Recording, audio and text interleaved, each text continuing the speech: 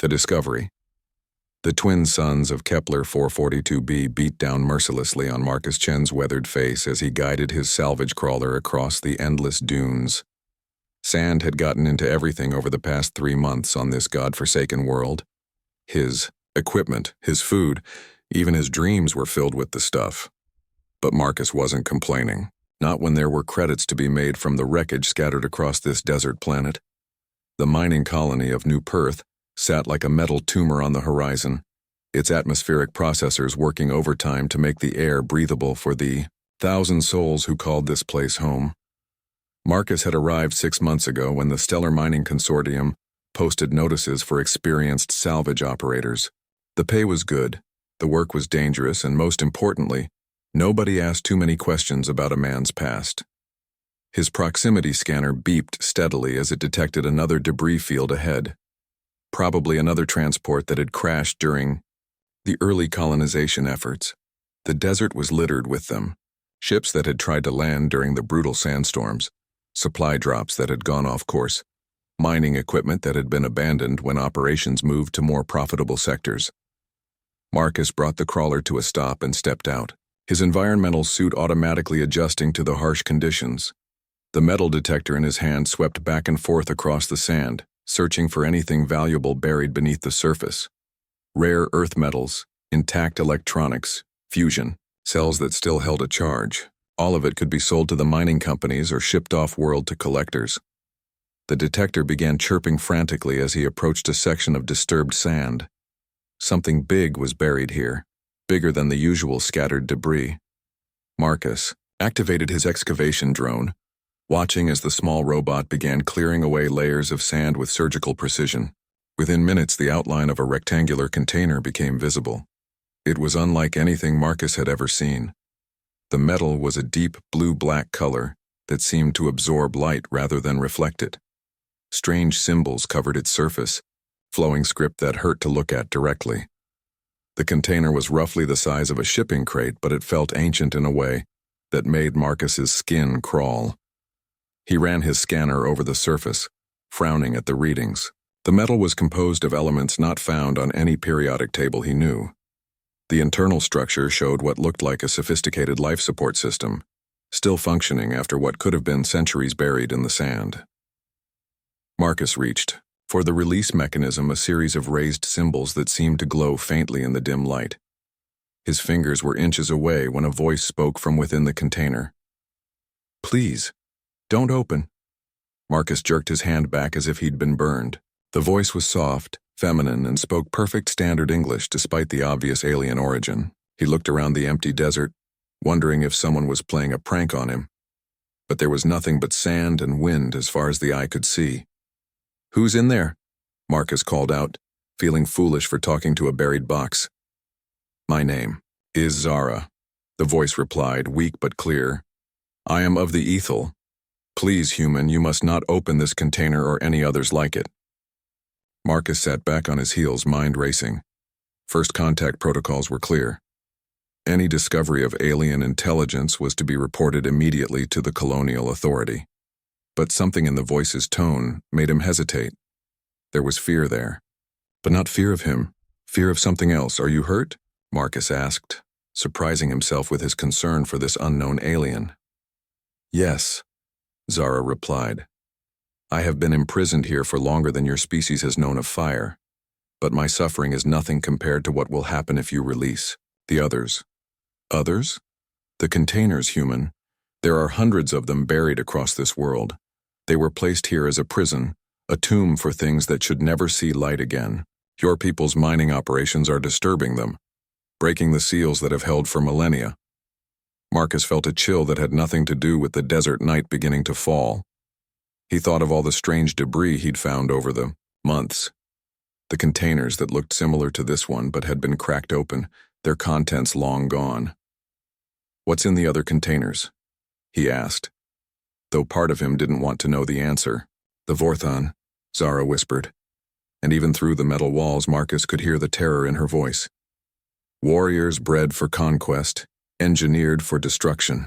They were banished here by the combined fleets of 17 species after they nearly consumed the entire Andromeda sector. Marcus ran a hand through his sandy hair, trying to process what he was hearing. And you? I was their guardian, their warden. I volunteered to be imprisoned alongside them to ensure they never escaped. For 3,000 of your years, I have maintained the seals, kept them sleeping. But now, a new sound interrupted her, a low rumbling that seemed to come from deep within the planet. Marcus felt it in his bones, a vibration that spoke of ancient machinery awakening. His salvage crawler's sensors began going crazy, detecting energy signatures unlike anything in their databases. They're waking up, Zara said, her voice barely audible. The mining explosions, the deep core drilling, it's disrupted the stasis, field generators. You must warn your people. The Vorthon will not rest until every world burns. Marcus made a decision that would change not just his life, but the fate of humanity itself. Instead of walking away, instead of calling the authorities, he began working on the container's release mechanism. What are you doing? Zara asked, panic creeping into her voice. Getting you out of there, Marcus replied, his fingers tracing the alien symbols. You said you were their guardian. Well, it sounds like we're going to need all the guardians we can get. The symbols began to glow brighter as Marcus pressed them in sequence, following an instinct he couldn't explain. Ancient mechanisms groaned to life, and the container's seal began to break with a hiss of escaping gases. The lid lifted to reveal something Marcus had never expected. The alien inside was humanoid, but clearly not human. Her skin was a pale blue color, marked with intricate silver patterns that seemed to shift in the light. Her hair was white as starlight, and her eyes were the deep purple of a nebula. She was beautiful in an otherworldly way, but more importantly, she was alive. Zara sat up slowly, her movements careful and deliberate. She was wearing what looked like a form-fitting environmental suit made from the same strange metal as the container. Despite her obvious weakness, there was a dignity about her that reminded Marcus of nobility. You freed me, she said, wonder in her voice. Why would you risk your species' safety for a stranger? Marcus helped her climb out of the container, noting how light she seemed despite her humanoid appearance. Call it human stubbornness, he said with a grin. We have a habit of making bad decisions that somehow work out. Zara studied his face, intently, as if trying to read something in his features. I have observed your species since your people arrived on this world. You are young, chaotic, unpredictable. The Galactic Council considers you barely civilized. Thanks for the ringing endorsement, Marcus said dryly. And yet, Zara continued, you are the first being in 3 millennia to show me kindness without expecting anything in return. Perhaps there is hope after all. The ground shook again, more violently this time. In the distance, Marcus could see lights beginning to flicker across the desert. Not the steady glow of human settlements, but something else, something that pulsed with malevolent energy. How many are awake? Zara asked, her voice tight with concern. Marcus activated his long-range scanner, watching as the display filled with energy signatures scattered across hundreds of square kilometers. Dozens, maybe more, and they're all converging on the mining colony. Zara stood, her legs shaky but her resolve firm. Then we must reach your people first. The Vorthon will not announce themselves with words or warnings. They will simply begin the slaughter. As if summoned by her words, a new sound echoed across the desert. It was like no noise Marcus had ever heard, a mixture of roar and shriek that spoke of hunger and rage. Other voices joined it, creating a chorus of inhuman fury that made his blood run cold. What exactly are we dealing with here? Marcus asked as they climbed into his salvage crawler. Zara's purple eyes reflected the growing lights in the distance as she spoke. Imagine your most violent predators, then give them intelligence, technology, and an unending hunger for conquest. The Vorthon were created by a species that thought they could control the perfect weapon. Instead, they created their own destroyers. Marcus gunned the crawler's engine, racing toward New Perth as fast as the vehicle could handle. Well, he said, trying to keep his voice light despite the terror gnawing at his gut. At least now I know why the salvage pay was so good. Behind them, the first of the ancient containers burst open in a shower of sand and metal. releasing its occupant into the desert night. The hunt had begun.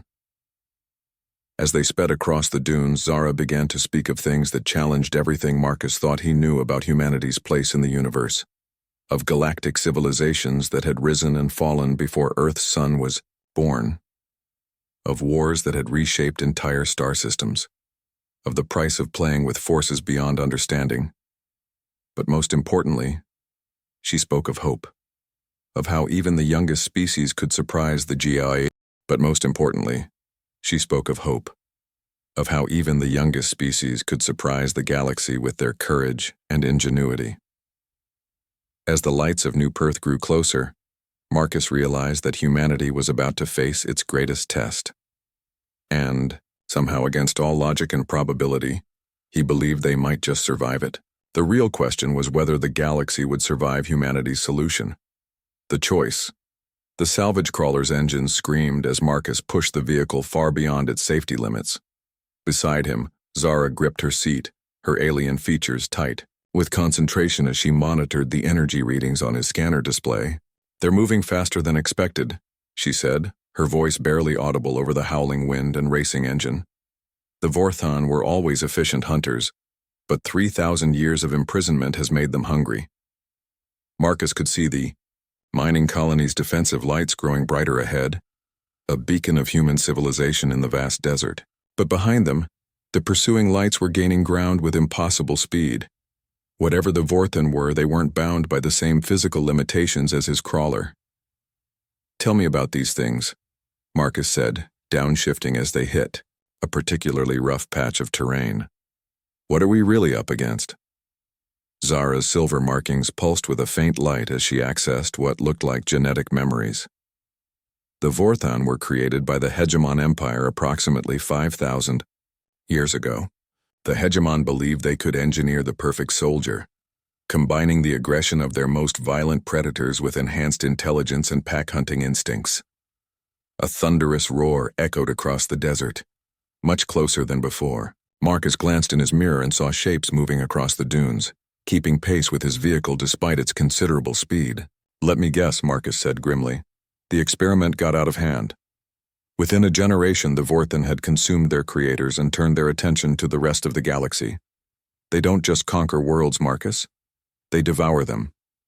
Every resource, every life form, every trace of civilization is absorbed into their collective consciousness.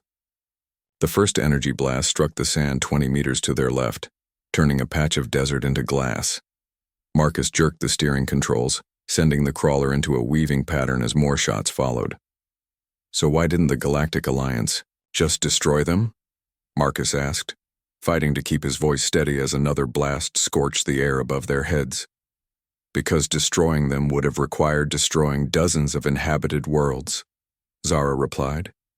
"The Alliance chose containment instead. This planet was selected because it was far from inhabited systems and had natural barriers that would prevent escape. Until we showed up and started mining," Marcus said bitterly. "Your species couldn't have known.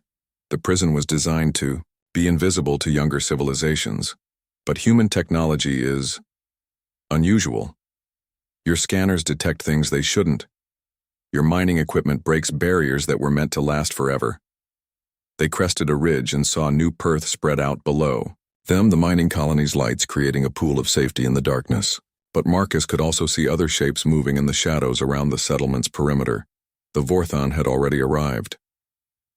"We're too late," Zara whispered. Marcus activated his emergency communicator, broadcasting on all frequencies. "New Perth Control, this is Marcus Chen. You have hostile contacts approaching your perimeter. Initiate emergency protocols immediately." The response crackled through with static. "Marcus, this is Controller Davis. What kind of hostiles? Our sensors aren't picking up anything."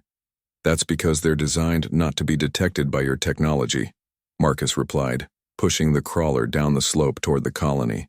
"You need to evacuate civilians to the emergency shelters and activate all defensive systems." "Marcus, you're not making sense. There's nothing out here but—" The transmission cut off as the first Vorthon struck the colony's outer sensor array. Even from a distance, Marcus could see the explosion light up the night sky. Emergency alarms began wailing across the settlement. As they approached the main gate, Marcus got his first clear look at their pursuers. The Vorthon were nothing like he had imagined.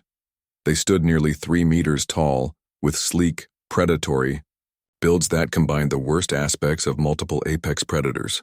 Their skin was midnight black, covered in natural armor plates that seemed to absorb energy weapons fire. But it was their eyes that truly terrified him.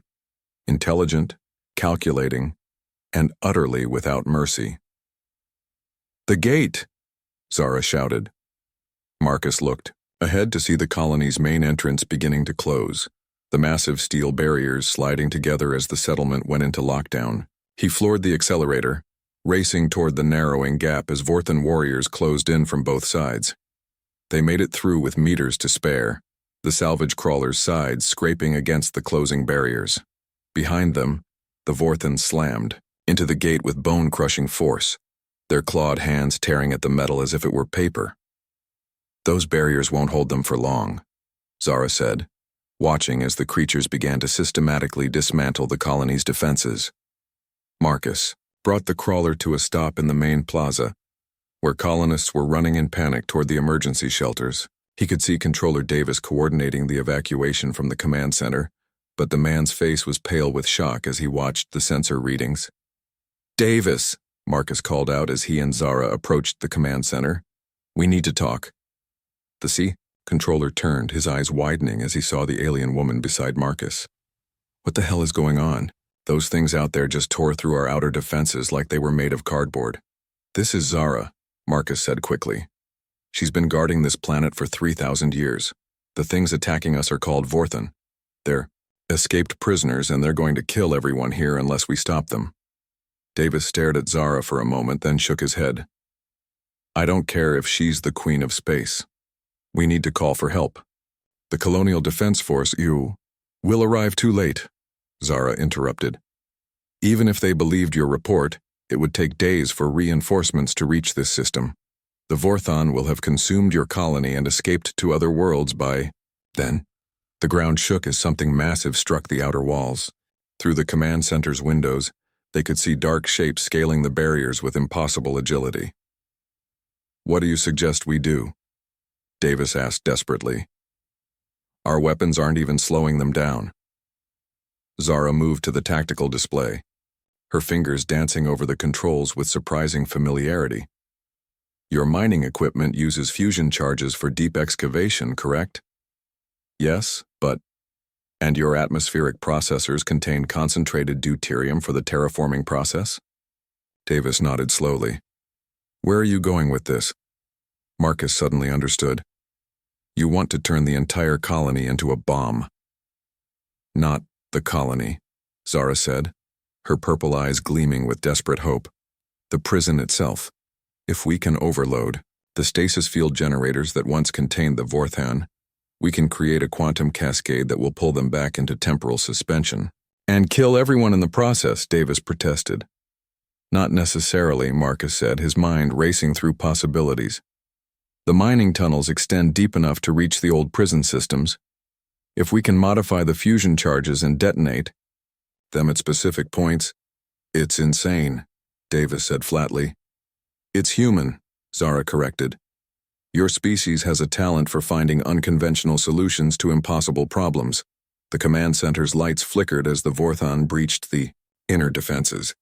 Through the security cameras, they could see the creatures moving through the colony's streets with terrifying efficiency, hunting down anyone who hadn't made it to the shelters.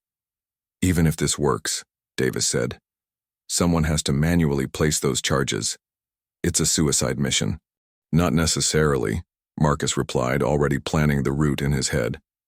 "I know those tunnels better than anyone, and with Zara's knowledge of the prison systems, I cannot ask you to sacrifice yourself for my failures," Zara said quietly. Marcus looked at her, then at Davis, then at the screen showing his fellow colonists cowering in emergency shelters, while alien predators stalked the streets outside. In that moment, he realized something fundamental about humanity that even Zara hadn't grasped. "You're not asking," Marcus said with a grin that was equal parts confidence and terror. "We're volunteering. It's what humans do when the odds are impossible and the stakes are everything." The next hour was a blur of desperate preparation. Davis coordinated the evacuation of non-essential personnel, while Marcus and Zara gathered the equipment they would need. The fusion charges were modified with components from the atmospheric processors, creating devices that could theoretically interact with the ancient Vorthan technology. As they prepared to enter the mining tunnels, Zara pulled Marcus aside. "There is something I must tell you," she said, her voice heavy with millennia of guilt. "The reason I was imprisoned with the Vorthan was not just as their guardian. I was once their creator." Marcus stopped, staring at her in shock. "What?" "I was a weapons engineer for the Ethel Collective during the First Galactic War. I designed the genetic modifications that made the Vorthan what they are. When they escaped our control and began their rampage, I volunteered for imprisonment, as penance for my crimes." "And now you're trying to fix your mistake," Marcus said after a long moment. "For 3,000 years I have lived with the knowledge that my creations might someday escape and destroy innocent worlds. You could have left me buried in that container. Instead, you chose to trust a stranger." Marcus shouldered his equipment, checking his weapons one final time. "Everyone makes mistakes, Zara. What matters is what you do about them." They entered the mining tunnels as the sounds of battle raged above. The Vorthan had overrun most of the colony's surface installations, but they seemed reluctant to venture underground. As they descended deeper, Zara explained that the creatures retained genetic memories of their imprisonment and instinctively avoided the areas where they had been contained. The ancient prison systems were vast, stretching for kilometers beneath the desert. Massive crystalline structures hummed with residual energy, their surfaces covered in the same flowing script that had adorned Zara's container. At regular intervals, they found the remains of broken stasis chambers, their occupants, long since escaped. "Here," Zara said, stopping before a central control node that pulsed with faint light. "This is the primary field generator. If we can overload it with your fusion charges, the cascade will propagate through the entire network," Marcus finished. "And the Vorthan will be pulled back into stasis whether they like it or not." They worked quickly, placing charges at strategic points throughout the control chamber. Above them, the sounds of battle were fading as the Vorthan completed their conquest of the surface installations. Soon, they would begin hunting for survivors in the shelters. "Marcus," Zara said as they prepared the final detonator, "if we survive this, what will your people do with this knowledge? The galaxy is full of ancient weapons and sleeping dangers. Humanity is still young, still learning its place among the stars." Marcus thought about it as he made the final connections. "We'll probably make a lot of mistakes," he said honestly. "We'll be too curious for our own good, too stubborn to listen to warnings, too optimistic to believe something can't be fixed. But we'll also never stop trying to do better." "And that," Zara said with something that might have been a smile, "is why the galaxy needs guardians like you." The detonation, when it came, was nothing like Marcus had expected. Instead of an explosion, there was a moment of perfect silence followed by a wave of energy that seemed to bend reality itself. The ancient crystals sang with harmonics that touched something deep in human consciousness, while temporal fields cascaded through dimensions that normal physics couldn't describe. When the light faded, Marcus and Zara found themselves standing in a chamber that looked completely different. The broken stasis pods had been restored, their crystalline surfaces glowing with renewed power. And throughout the network, the Vorthan warriors were being drawn back into temporal suspension, their forms becoming translucent as they were pulled out of normal time. They emerged from the tunnels to find New Perth intact but forever changed. The Vorthan were gone, returned to their ancient prison, but the knowledge of what lay beneath the desert would reshape humanity's relationship with the galaxy. In the weeks that followed, as Colonial Defense Force investigators pored over the evidence and xenoarchaeologists studied the prison systems, Marcus and Zara found themselves at the center of a diplomatic revolution. Humanity had proven itself capable of handling galactic-level threats, earning respect from civilizations that had previously dismissed them as primitive newcomers. The Galactic Council offered humanity a place as guardians of the prison world, recognizing that their unique combination of curiosity and determination made them ideal for the role Other species brought wisdom and experience, but humans brought something equally valuable: the willingness to make impossible choices and somehow make them work. As Marcus stood on the observation deck of the new research station being built, above the prison complex, he watched Zara working with human and alien scientists to better understand the ancient containment systems. She had chosen to stay, becoming humanity's first alien consultant and a bridge between species. "Any regrets?" she asked, joining him at the viewing window. Marcus looked out at the desert where it all began, then at the stars beyond. Somewhere out there, the galaxy was full of wonders and terrors waiting to be discovered, and humanity would find them all, driven by the same curiosity and stubbornness that had brought them to this moment. "Not a one," he said with a grin. "Besides, someone has to make sure you don't spend another 3,000 years buried in a box." Zara's laugh was like music from distant stars, and for the first time in millennia, she allowed herself to hope for a future where guardians and warriors could choose peace over endless conflict. The galaxy was vast and full of dangers, but it was also full of possibilities, and humanity, in their chaotic, unpredictable way, had just proven they were ready for both.